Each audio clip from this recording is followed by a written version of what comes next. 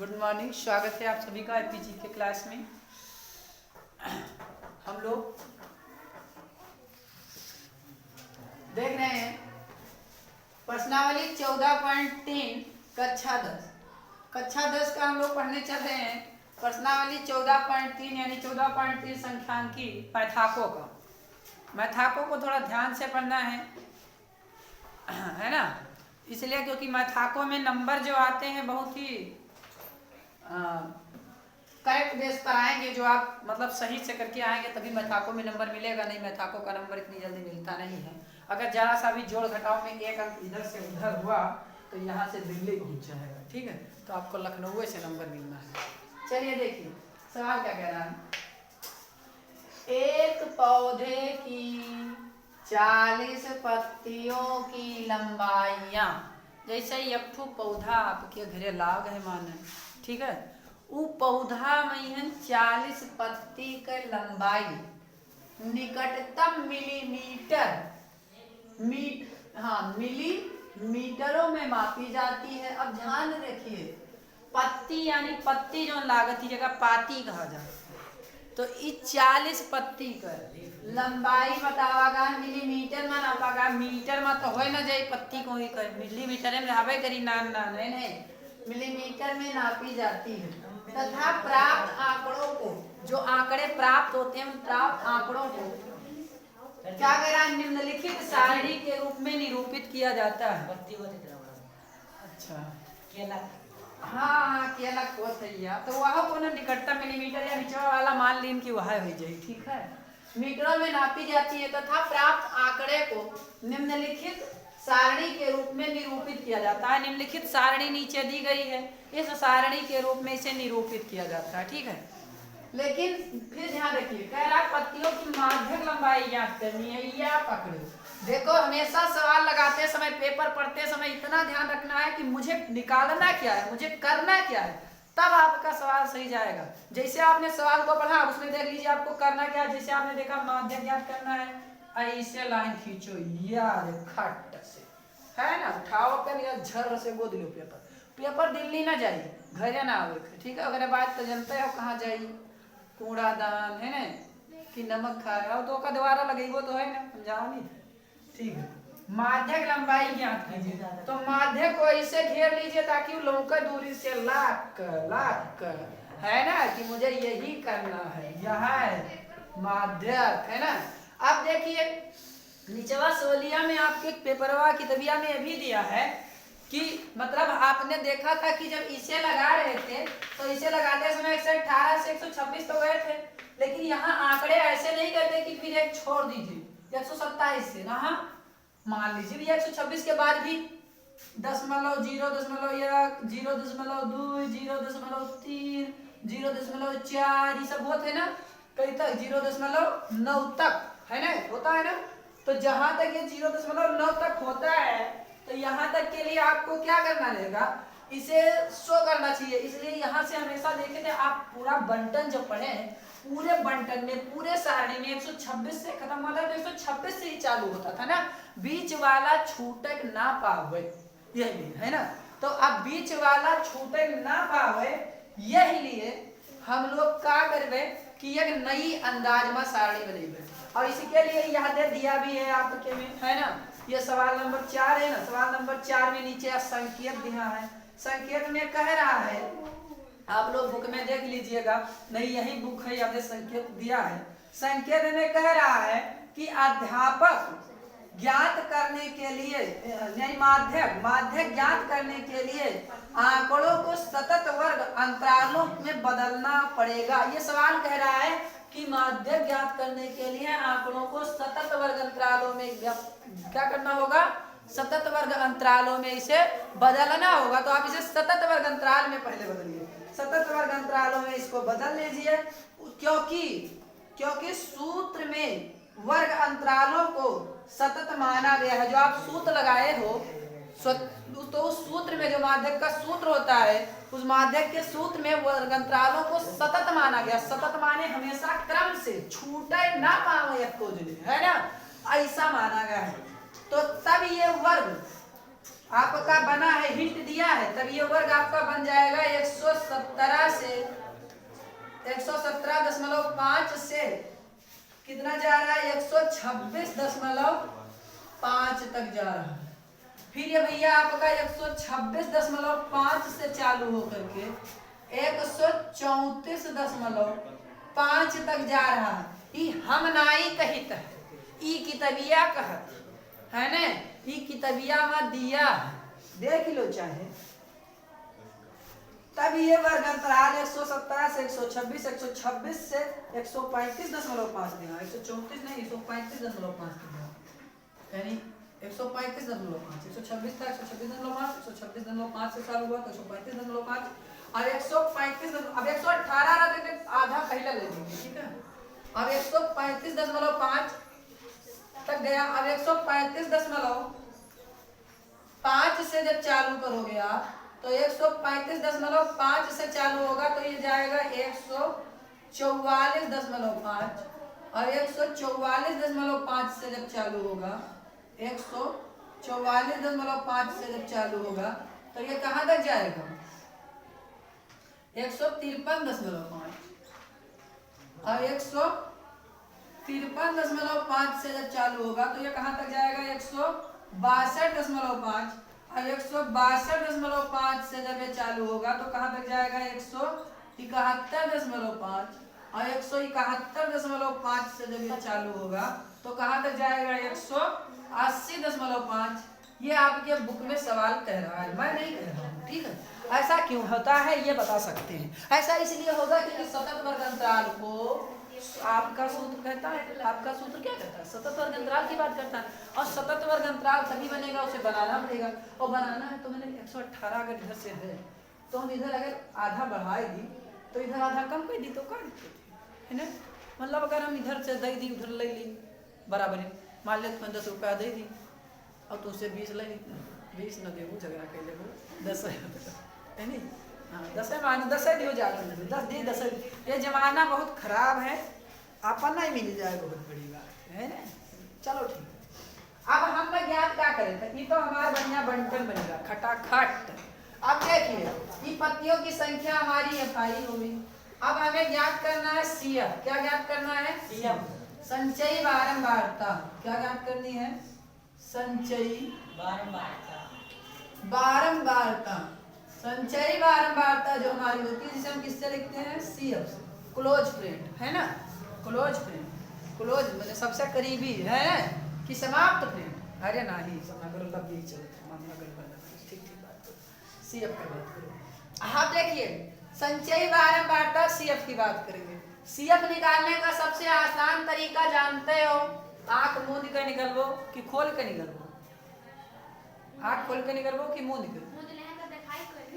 नहीं नहीं वो दिखेगा, इतना एक्सपीरियंस हो गया है लोगों को। और का देखो हम मूंद के लगाए दी, सीएफ निकाल दी मूंद के, तू लोग अंक बतावा कि हो है ना 3 होएगा और 3 में 5 का जोड़ देखे है तो अरे मूंद लिख दिया भाई 8 हो जाए है ना, लिखी तो देख 8 में का जोड़ 9 जोड़ है, 8 9 का होते 17 और क्या मूंद के 17 लिख दे का करें। 17 में 12 जोड़ है, 17 12 29 है ना, 29 में 5 जोड़ दो 34, 34 में 4 जोड़ दो 38, 38 में 2 जोड़ दो याई वो 40 है ना, कितना आवा 40। आप देखो सर सीएफ ज्ञात करना है संचयी बारंबारता, और संचयी बारंबारता ज्ञात करेंगे या इधर देखिए पदों की संख्या दी हुई है कि नहीं दी है। 40 पत्तियों की संख्या कितनी दी है 40 पत्तियों की संख्या, यानी पदों की संख्या कितनी होगी 40। निश्चित है कि 40 ही आएगा ना गिरो भैया। यानी n बराबर आपके देखो कितना आ रहा है जोड़ा 3 5 8 9 17 2 19 और 10 29 29 31 4 34 4 38 2 40 आ गया ना। और n/2 आपका सूत्र जो होता है संचयी बारंबारता ज्ञात करने का यानी माध्यक ज्ञात करने का, तो उस सूत्र लगा दो। माध्यक बराबर क्या होता है, माध्यक बराबर m plus n/2 CF/H। Very good. भविष्य। माध्यक तो दिया नहीं है, ये क्यों देगा? कौन सा माध्यक तुम्हें?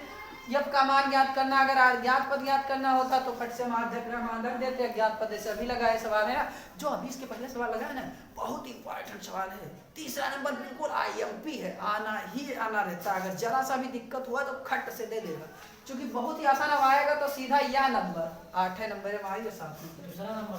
चलिए हाँ दूसरे नंबर पे, दूसरे में 14.2 का दूसरा सवाल देखिए। अब देखिए यन का मान, अच्छा हमें पहले ज्ञात क्या करना है, हमें अभी यन का मान 40 दे दिया है। अच्छा अब हमें सबसे पहले n बाई 2 निकालने हैं ना, यानी पता कहाँ निकल रहा है, तो सबसे पहले देख लो भैया n बाई 2 निकालें। n बाई 2 निकालो, n बाई 2 बराबर, तो n का मतलब 40 बटा 2 यानी होगा 20। कितना आएगा? 20। ये हमारा कितना आ गया? 20, यानी आपका आ रहा है 20। 20 किस में है भैया? किस पद में 20 है? ये देख लो 20 किस में है? 8 में है ही नहीं। 17 के बाद ये तो 29 से चालू है, यहाँ होगा ही नहीं।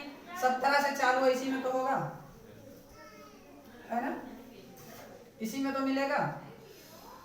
अब इसी में देख लीजिए, सबसे पहले बहुत ध्यान से, इसमें आपको सबसे ज्यादा ध्यान ये रखना है कि यफ आपका यफ का मान तो ये हो गया, यफ का मान ये हो गया भैया, यफ वर्ग यफाई हो गया ना, तो यफाई वर्ग का ही यफ इसमें हमारा 17 वाले में कम पड़ेगा। n बाई 2 ले रहे हैं ना, तो n बाई 2 में 20 आ रहा है और 20 से 17 तक है, तो 17 तक ये कम पड़ जाएगा, यानी 29 में जाएगा। 17 के बाद ये जा रहा है, अब 17 के बाद 20 तो किसी में है ही नहीं है कि 20 हो भैया 20 को टीप लो, तो 20 को टीपना नहीं है।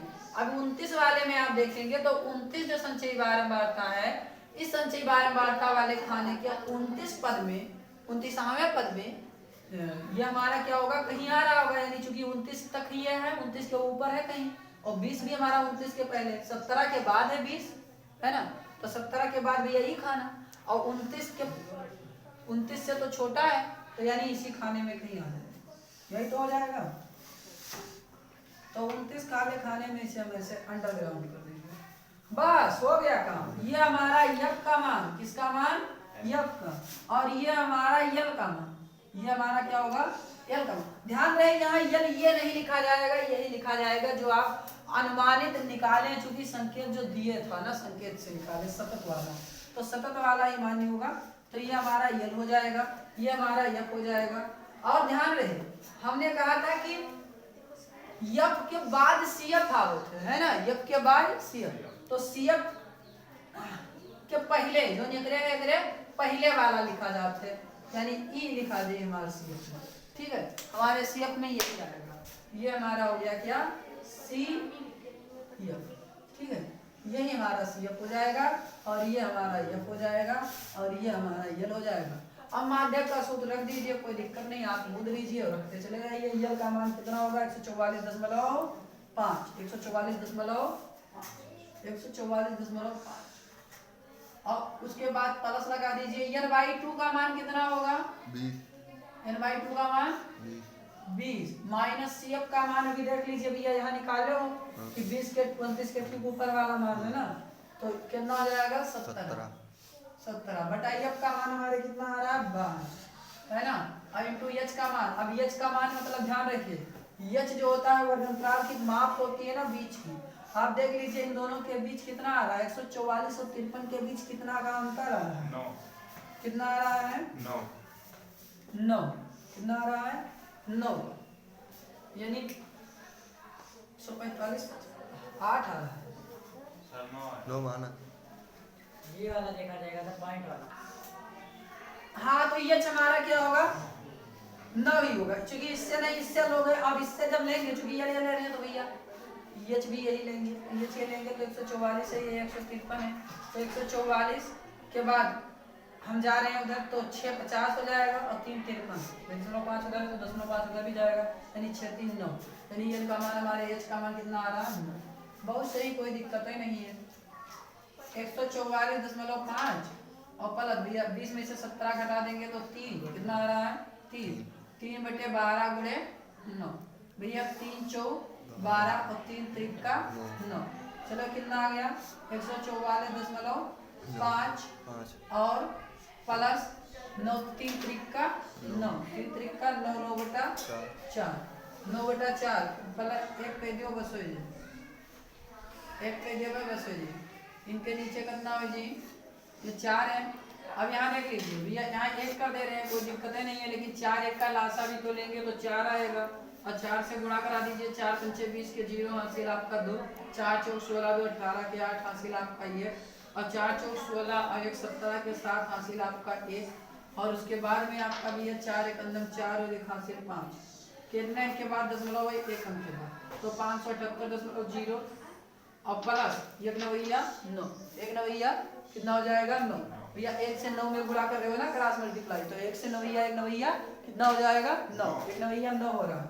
चलिए जोड़ आइए, अब जोड़ लीजिए 9 और 8 कितना होगा, 9 8 17, 17 के 7 हासिल आपका कितना आ जाएगा 1 और 7, और यहाँ कोई बच ही नहीं रहा है तो 7 1 इसी में जुड़ जाएगा, हासिल 8 हो जाएगा, यहाँ 587/4। अब भैया कितना आंसर आएगा, भाग दे दीजिए 4 से 587 में, 4 1 अंदम 4 कितना आएगा, 4 1 अंदम 4, ये 587 आ रहा है ना, हमसे काटिएगा, 4 1 अंदम 4, यहाँ 1 आएगा और उसके बाद में बच रहा है हमारा 1, यहाँ आएगा 18, 4 चौक 16 2 18 27 हो जाएगा, यहाँ 4 पंचे 20 4 6 24, 3 बचेगा, दशमलव लगा देंगे 30 हो जाएगा, 4 7 28 2 30, यानी हमारा 146.7 आ रहा है, यानी हमारा आंसर कितना होगा 146.7। ये हमारा क्या हो जाएगा आंसर आ जाएगा, कोई दिक्कत तो नहीं होगी, कोई आपका यही आंसर आ जाएगा। दशमलव अगर आपके आंसर शीट मिलाते समय दशमलव के बाद देखो अभी हमारा 2 छूट गया है ना, तो हम दशमलव के बाद केवल 1 अंक 2 भी लेते हैं, उधर नहीं लेते हैं क्योंकि इधर कोई इतना ध्यान नहीं दिया जाता है, उतना ही आंसर आपका करेक्ट होगा। कई सवालों में देखेंगे आप लोग भी उतने लिया है। इसी के साथ हम एक बार इसे स्क्रीनशॉट ले लीजिए, कोई भी प्रॉब्लम होगी तो कमेंट बॉक्स में कमेंट करके जरूर बताइएगा, समझ में आया होगा तो जरूर लिखिएगा, ये सब समझ में आ गया। उसके बाद धन्यवाद।